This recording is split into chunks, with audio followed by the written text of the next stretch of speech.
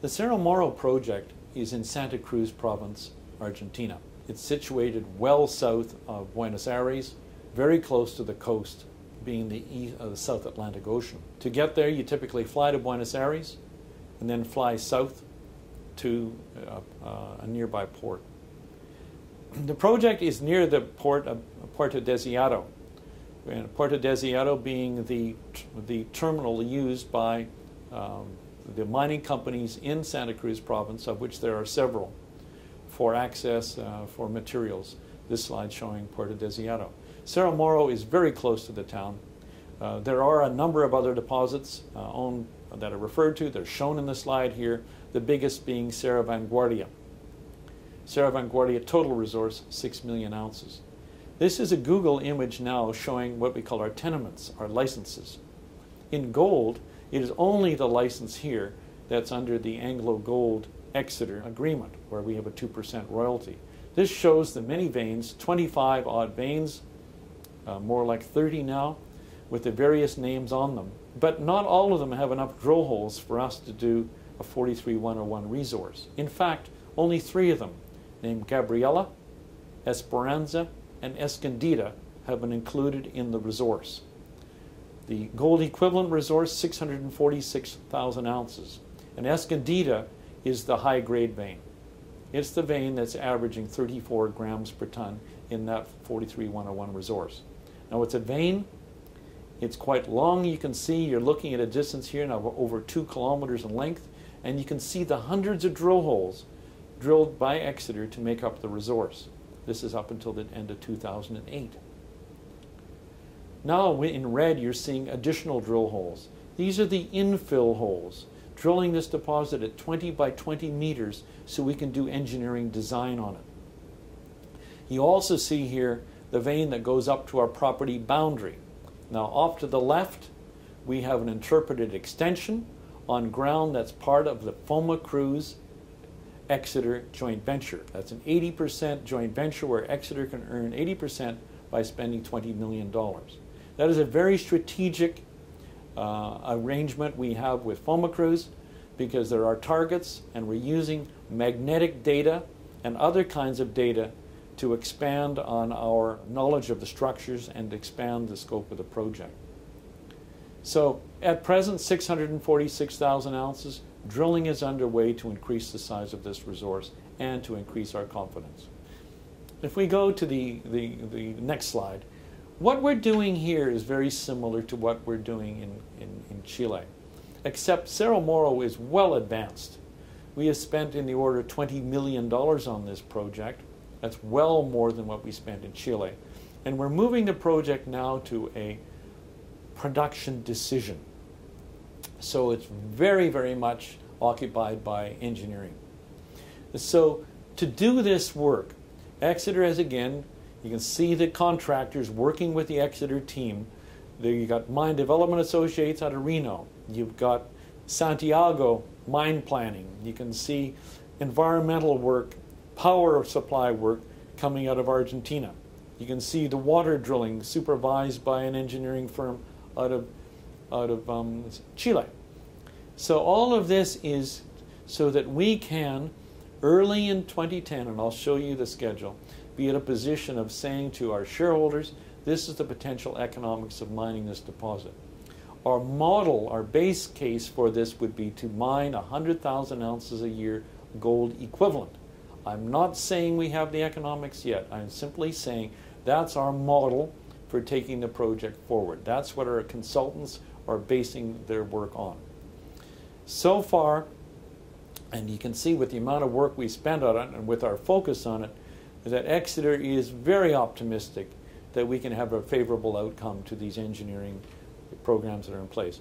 This basically shows the schedule, and it's what I was referring to. You can see a lot of our engineering work, from mine scheduling, water drilling, metallurgical work, will in fact finish for the purposes of where we are on this program to the end of at the end of 2009. So you can see the end of Q1, we're going to put we see ourselves putting out a new resource again, because we have way more confidence in the deposit. You'd want to with another 200 drill holes in it. And you can see we'll then be in a position to say, these are the development options. This is the sort of size we're looking at for the project. This is the level of capital costs, and becoming and also presenting some of the operating costs at that time. So you can see we're contemplating being in this EIA submission, Environmental Impact Assessment, at the end of next year. Now, would we still be drilling this to make the project bigger? Yes. But this is the development schedule I'm showing you. It's not the exploration schedule. I think we see ourselves, in fact, Bryce Roxburgh, our CEO, has said, Yale, we will continue to drill the deposit even when we're in development. The reason being is that 650,000 ounces is not the end of the game here. It's the beginning of it. Just like Anglo Gold were capable of moving their project from 2 million ounces to 6 million ounces over time, we see very real potential to grow this deposit through time. So exploration will not cease. The next slide. Now I'm going to back up and then, or kind of segue. Let's look at Exeter in an industry context. I've given you a technical presentation, but let's talk about how we see ourselves. Now, the gold mining industry, the gold mining companies collectively produce about 77 million ounces of gold a year. Major companies cannot replace, typically have difficulty replacing their ounces purely on an organic basis. It typically, the likes of a Barrick would buy deposits, buy companies to maintain their growth, similar to what Kinross might do, similar to what Yamana would do, simply because they're not finding the ounces they need to replace the ounces they're mining. The industry really spends quite a lot of money. The industry spends something like $4 billion a year to replace their ounces. And yet a 5 million ounce deposit is really big today. They tended to be quite commonly discovered 10 years ago. I think I saw an article today in the press talking about how rare 20 million ounce gold deposits are today. Now Exeter has found one. And so, or at least 19.6 million ounce resource.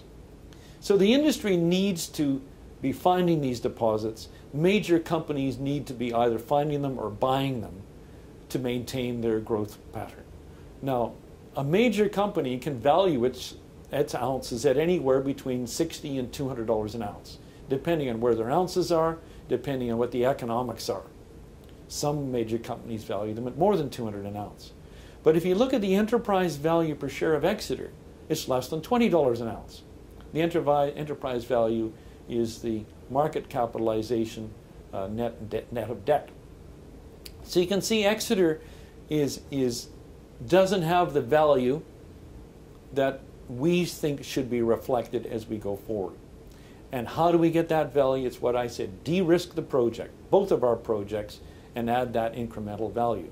It is significant value to unlock.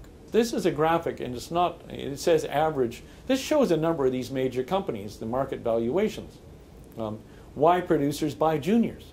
Now, I'm not saying that a producer is going to buy Exeter tomorrow, but I have said that Exeter's preferred way of getting the value for Caspiche is to enter into a transaction with a major. And our preferred way of doing that is by way of a transaction that would see us either selling the project or selling Exeter. So this shows, again, the value of Exeter compared to the major companies. Gold Corp, at the time of this slide, and it's a bit dated now, but I just want to show you the relativity, was valuing their ounces in November of a year ago of $187 an ounce. There's Exeter down there at $15 an ounce. The next slide is another way of showing it. We didn't produce this. A company called MineWeb produced this, and it's showing a number of our peer group companies, and it shows the market capitalization per ounce of the ounces they have. And you can see at one end, you can see Andina, and at the other end, you can see Andean. Andean, their project is also in Argentina. High grade, a good project, but you can see the big range. And so Exeter wants to do more work to increase that value and move to the right on this, this curve.